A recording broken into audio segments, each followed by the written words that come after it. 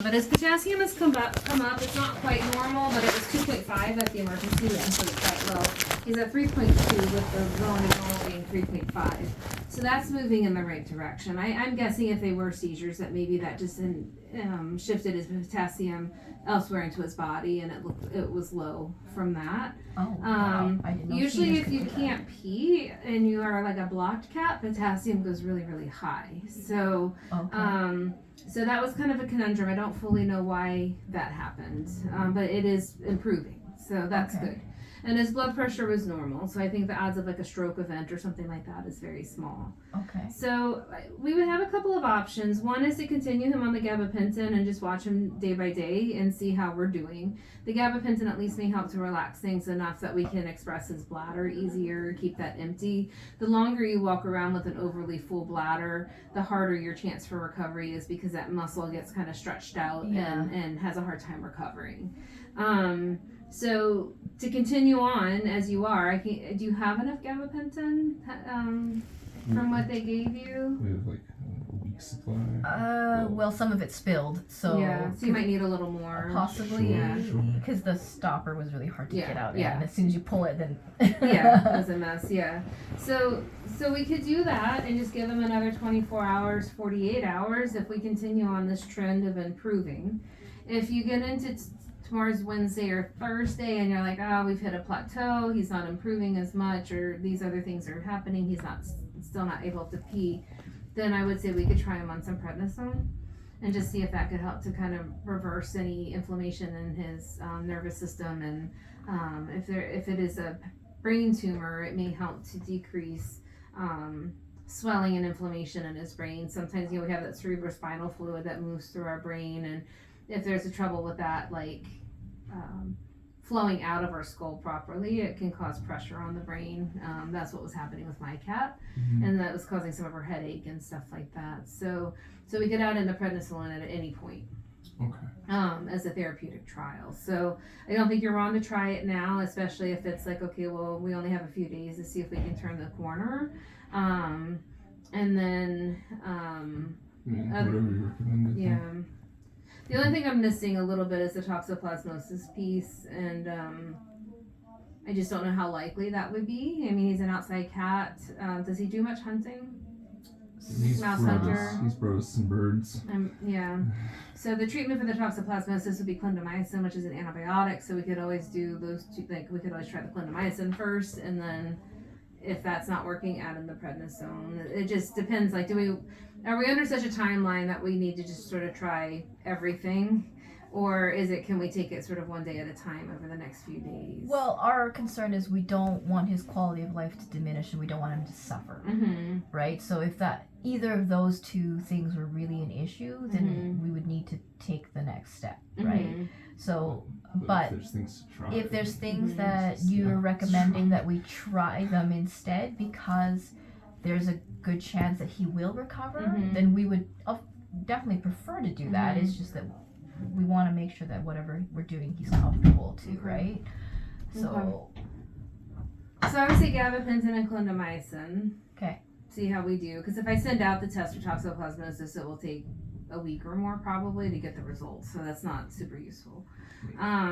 Putting him on an antibiotic for something that he may or may not have, is that if it's that or euthanasia, I think it's reasonable. No. Yeah. Yeah. Like, I don't want that to sound snarky, but like it's a reasonable. Right. It really was snarky. I didn't.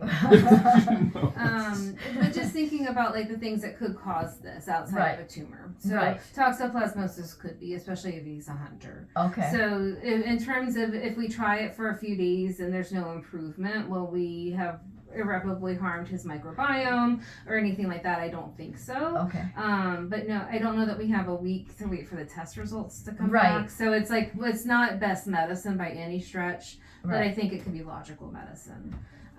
Because if it's not that and it's a brain tumor, then we're taking the next step. And toxo is treatable. So toxo is treatable. Brain tumor at best is palliatable. Yeah. So there's that difference too, just as I'm trying to make recommendations. Right. So given how how much he gets everybody to love him, I guess toxoplasmosis. Yeah. So toxoplasmosis can cause like causes inflammation in the brain. Oh. Mm-hmm. Would it also cause?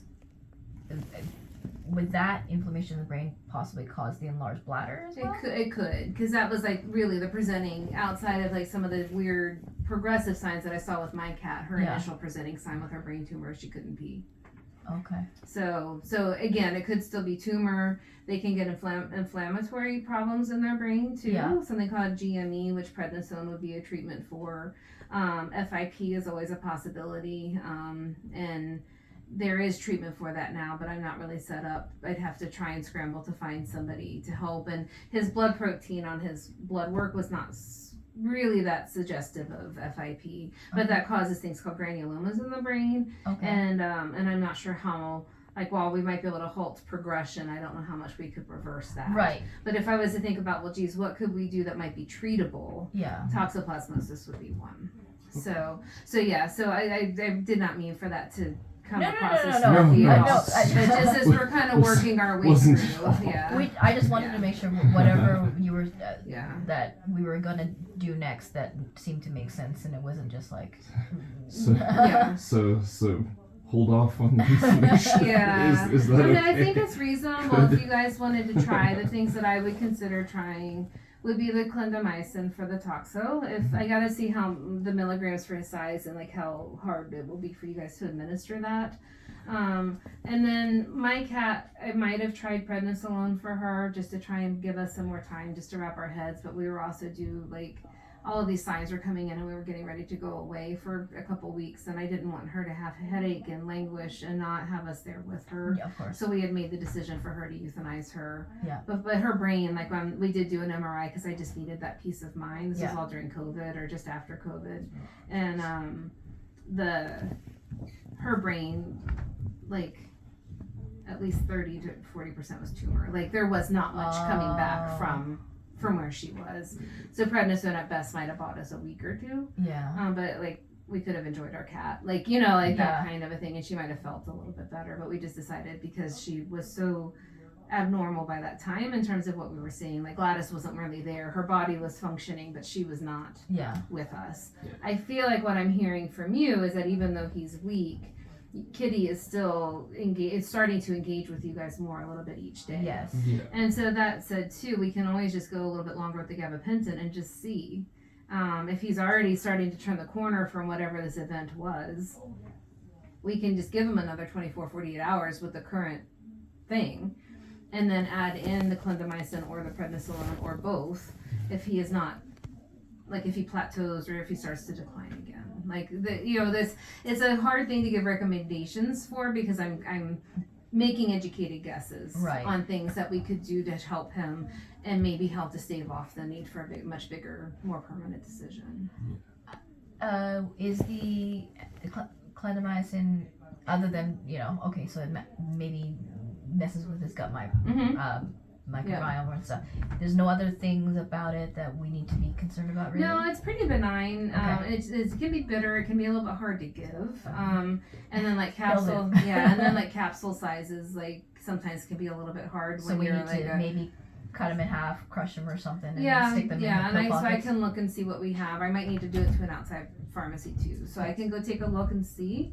And then I guess I would probably be inclined if we were to try to treat the toxo. I would do that first before the prednisone, just because if it is an infection, I don't want his immune system to that makes altered. sense. But toxo, he is an older cat, and so toxo can happen in older cats, and especially if he is a hunter. And so it's not wrong just to try it, and just. I wouldn't try treatment for a month and just let him languish. I would say let's try it for a few days to a week at most. Yeah. And sort of see if the tables start to slide a little. Sounds great. Yeah. Okay. Absolutely. That sound okay? Buy him a little bit more time, see if he recovers or starts to recover even more. Yeah. And if not, then we make the next decision and stuff. And the next decision could be prednisone. Yeah. Or it could be saying goodbye, depending on where we are. But I would keep the gabapentin up just in case it makes it a little easier for him to pee. Okay. So, because Valium's the other option for that. Prazosin, we don't have, and I think it would have to be a compound, so like that is going to be days before we can have it ready. And Valium in cats sometimes can hurt their liver, so I would stick with the gabapentin. I think that's much more benign, Okay. and just sort of see. Was the GABA also the one that you were saying constricts his bladder a little bit? No, that's a botanicol. When I was waiting for his blood work, I was just doing some reading, and I think something to relax the urethra would be better, as opposed to get like, because if his urethra stays tight, but we're trying to get that bladder muscle to squeeze, it's gonna work against itself. Right. Whereas if we, I'd rather him leak a little bit, but things be able to express easier. I think that's probably safer. Just as I had a chance to think about things, and after I felt how he was to express his bladder, back there, because he fights you on it a little bit, yes. Yeah. But again, he did also pee at like 1 o'clock, so Yeah. He's kind of been trying to lean into it for me when That's I'm good. trying to help him. So he kind of wants to do it himself if he can. Yeah, so definitely keep trying.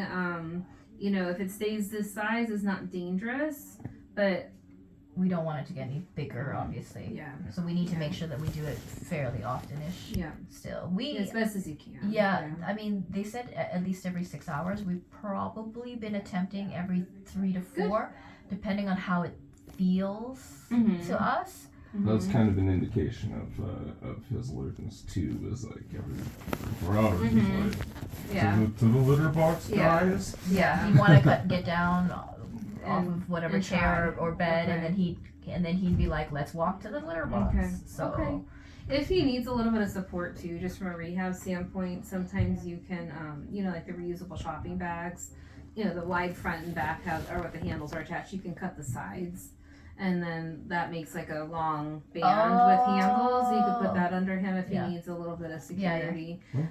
You can also just cut holes into it so his back legs can go through. I think he's too strong for that, but if you need something where you're not like crouching down at his level, just cutting one of those reusable shopping bags down, so you would have some handles and you can save your backs a little, if he'll let you. I think he would.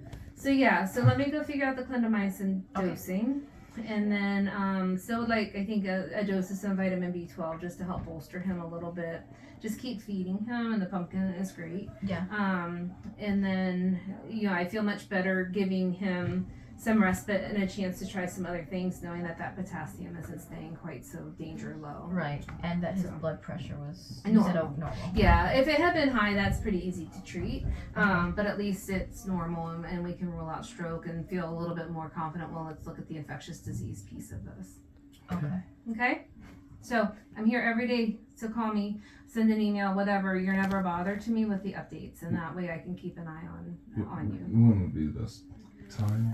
Anytime. So probably what will happen, if you email, they send me a memo and I can read it and then either call you back or respond. If you call, they'll give me the message. Yeah, meds are going fine. Meds are a pain in the neck. He's a little bit brighter. He's peeing better. He's not peeing better. Any of those things. So sometimes email's easier because you can put the data out in a more linear way.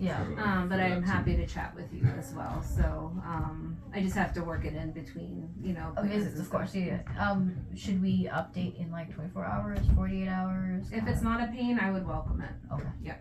Okay, because I don't want you guys to be struggling. Okay. We appreciate it. Thank you. Oh, you're welcome. He's family, right? Thank you so It's much. a lucky cat having a whole village, right? Yeah. So We are a little bit shocked. yeah. Well, let me go do some math, and I'll report back. Okay? Thank you. Thank you.